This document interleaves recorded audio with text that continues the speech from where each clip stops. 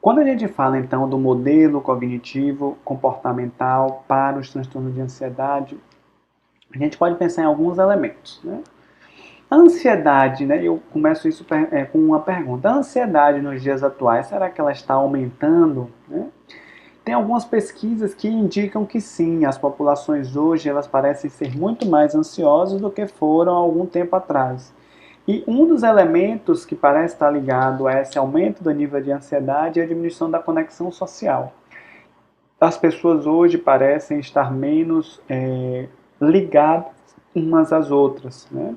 Consequentemente, essa menor conexão social, maior liberdade, maior individualidade, faz com que as pessoas tenham uma dificuldade maior, talvez, de lidar com ansiedade, lidar com incerteza, lidar com a possibilidade de ter vários possíveis futuros. Né?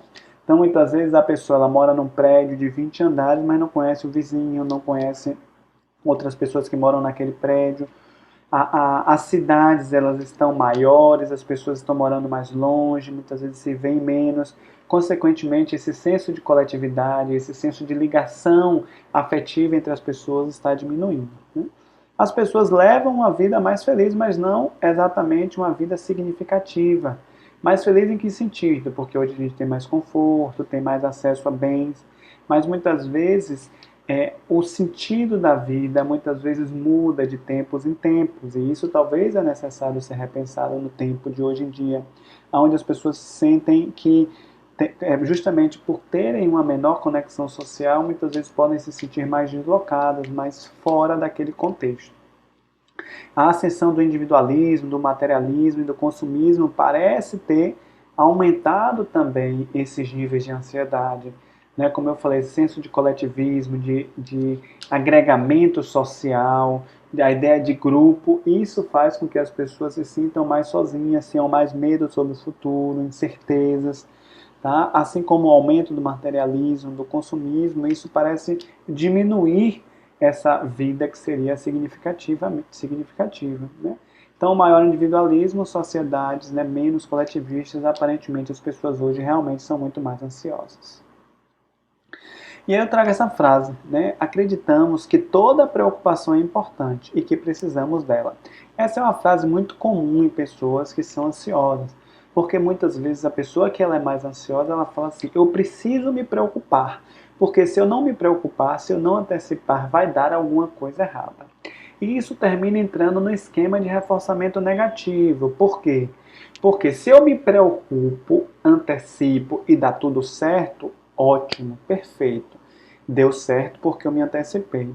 Só que se eu não tivesse, se eu pudesse voltar no tempo, não tivesse me antecipado e me preocupado, poderia dar tudo certo também, poderia dar tudo bem também. E aí muitas vezes, justamente pela pessoa se antecipar, justamente pela pessoa controlar e dar tudo certo, ela entra no esquema de reforçamento negativo. Ah, graças a Deus, só deu tudo certo porque eu me controlei. Então a pessoa se apega a essa preocupação, se apega a esse sentimento de controle, o que muitas vezes acaba reforçando esse comportamento ansioso ao longo do tempo. E a gente pode pensar também a ansiedade em um contexto evolutivo, né? Porque a gente precisa pensar que a ansiedade está presente em todas as pessoas, em todas as culturas, ao longo do nosso desenvolvimento. Então pensem nesse contexto aqui, ó, um contexto altamente incerto, onde você tinha muitos perigos, animais, né, dificuldade de achar comida, né, incerteza. Consequentemente, a gente precisa de ter, né, ou precisou ter respostas fisiológicas que nos adaptassem, nos antecipassem para o perigo. Então, consequentemente, a ansiedade em um contexto evolutivo ela é altamente funcional, como até hoje. O problema é a intensidade e o grau com que essa ansiedade acontece. Aqui então eu trago essa frase para você. Quem tem mais medo de encontrar uma cobra? Pessoas que vivem na zona urbana ou na zona rural? E aí? Imagino que vocês tenham respondido pessoas que vivem na zona urbana, essas pessoas elas têm mais medo de encontrar uma cobra. E aí eu pergunto, quem tem mais probabilidade de encontrar? Né? Imagino que vocês devam responder que quem vive na zona rural. Veja que interessante, parece contraditório. Aquele grupo que tem maior probabilidade de encontrar, que é quem vive na zona rural, tem menos medo. Ou seja, medo e ansiedade não está ligado necessariamente à probabilidade do evento ocorrer.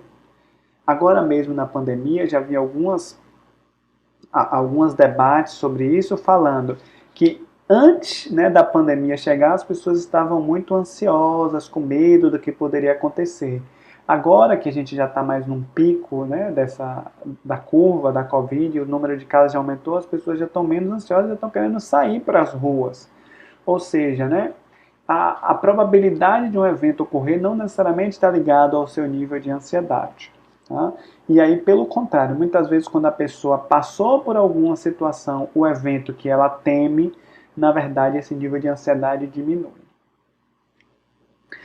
Então eu apresento aqui para vocês as 4 regras do ansioso. O primeiro seria essa primeira regra, detecte o perigo. Tá? Ou seja, a pessoa que é mais ansiosa, ela detecta o perigo muito rapidamente. Então, se alguém tossir, né, tossir, ela pode estar doente. Imagine agora na época do isolamento social e da pandemia. Se alguém tossir, automaticamente, eita, essa pessoa será que está com Covid? Se essa pessoa está com Covid, eu posso pegar. E se eu pegar, eu posso acontecer alguma coisa comigo, eu posso passar. A pessoa começa a imaginar vários mundos possíveis. Né? Ela está lá apresentando o seu seminário, de repente alguém franze a sobrancelha, ah meu Deus, a pessoa na mesma hora pensa, será que eu escrevi alguma coisa errada? Será que tem alguma coisa de errado comigo? Será que minha roupa está feia? Ou seja, expressões faciais ambíguas já agem ou ativam aquelas áreas cerebrais da amígdala estendida e a pessoa já detecta o perigo. E aí o que essa pessoa tenta muitas vezes fazer, né, a frase né, talvez mais presente em pessoas ansiosas, é melhor prevenir do que remediar. Mesmo que o medo não se materialize, por isso que elas buscam tanto controle nas mais diversas situações. Depois, né, uma vez que eu detectei o perigo, eu transformo o perigo numa catástrofe, como eu falei, né, a pessoa tossiu, eu vou pegar Covid, se eu pegar Covid eu vou passar para outras pessoas, posso ir internada na UTI, ou seja, a pessoa começa a desencadear um monte de eventos que são catastróficos. Né? Nada é considerado um evento menor. Um pequeno ganho de peso tragará toda a sua saúde. Se eu engordei 1 quilo, eu já estou gordo, estou feio, nunca mais vou emagrecer. Um fracasso de ordem sexual indicará o fim da sua vida amorosa. Fulano nunca mais vai querer ficar comigo, nunca mais vai querer me ver, eu nunca vou conseguir mais ninguém na minha vida. Depois disso, a pessoa tenta controlar a situação. Então, evita, por exemplo, na tosse, tenta botar máscara, tenta evitar, tenta ter um mínimo de contato com a maioria das pessoas, tentando controlar a situação. E aí tentando controlar a ansiedade, né, de tudo que está à sua volta. Só que isso impede com que a pessoa relaxe, impede com que a pessoa viva certas coisas do momento presente, porque ela está sempre se antecipando. Né? Sua mente, ela afirma que se você não controlar as coisas, você irá ter problemas. E aí você entra naquele esquema de reforçamento negativo que eu falei anteriormente. Se você não controlar, alguns problemas vão acontecer. Mas você precisa ficar sem controlar para ver se esses problemas vão realmente acontecer ou não. E aí a pessoa se apega a essa ideia de que vai acontecer algum problema. E que se você não controlar, sua segurança depende disso, se você não controlar todos os fatores. Se o indivíduo ele não consegue controlar, ele então evita ou escapa daquela situação. Se o controle total é impossível, eu evito a situação como um todo, ou seja, eu deixo de ir. Se eu vou entrar numa loja, se eu quero perguntar um preço a um vendedor e eu não sei o que ele vai pensar de mim, então é melhor ficar na minha e não ir lá perguntar ao vendedor qual o preço daquele produto. E aí nossa ansiedade muitas vezes vai levar à procrastinação, porque a gente fica sempre antecipando, pensando em mundos possíveis e deixa muitas vezes de agir no presente, fazendo aquilo que seria necessário, o que termina gerando mais sofrimento. Quando estamos ansiosos, tentamos evitar completamente os riscos, né, buscando esse controle a todo momento. E aí a gente entra naquele esquema de reforçamento negativo. Se deu tudo certo, porque eu controlei a situação. Só que se a pessoa não tem como voltar no tempo e falar, olha, eu vou ficar na minha, não vou buscar o controle, porque pode ser que assim também dê tudo certo. E aí, como ela sempre controla, ela entra nesse esquema de reforçamento negativo. Com isso, a gente tem também os vieses cognitivos, como eu falei lá no início da aula. As pessoas processam seletivamente informações, lembram mais de informações que confirmam seus medos, lembram mais de informações que reforçam o comportamento, tentando buscar o controle, percebem seletivamente a estímulos de ameaça, detectam muito mais rápido esses perigos, então, no seminário. Eu vou levar um no pendrive, vou levar um CD, vou colocar no e-mail, porque pode chegar lá, pode ser que a internet falhe, então se a internet falhar, eu tenho no pendrive, mas esse pendrive pode quebrar, então é melhor levar no outro pendrive essa apresentação, porque alguma coisa de ruim pode acontecer, alguma coisa trágica pode acontecer. Interpretar sinais ambíguos ou levemente negativos como catastróficos.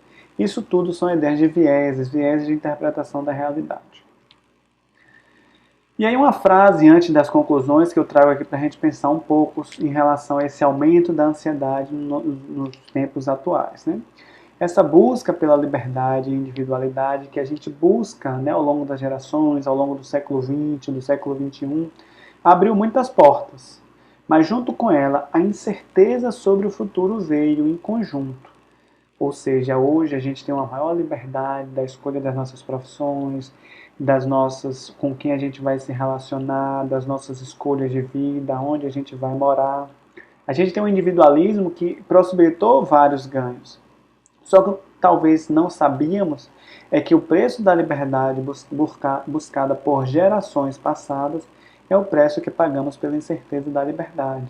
Ou seja, a incerteza sobre o futuro, a incerteza de que nós podemos ser quem nós gostaríamos. E essa incerteza sobre a liberdade pode produzir maiores níveis de ansiedade no nosso contexto atual. Então, nas conclusões, dando essa visão geral sobre o que a gente viu aqui hoje, nessa aula, né, a gente viu um pouco sobre essa apresentação clínica diferenciando o que é o medo e o que é a ansiedade.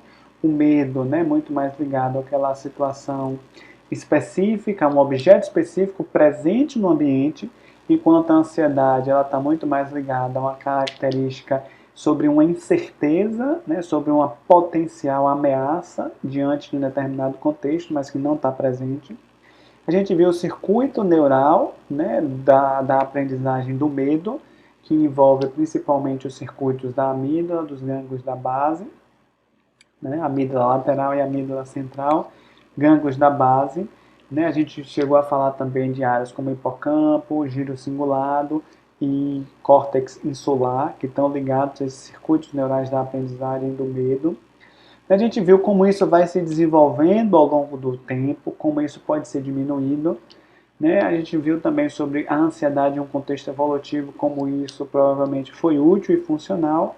E no final, agora a gente viu as regras do ansioso. Espero que vocês tenham aproveitado a aula. Qualquer dúvida, né, mandem mensagem, comentem e até uma próxima aula. Agradeço a todos a atenção.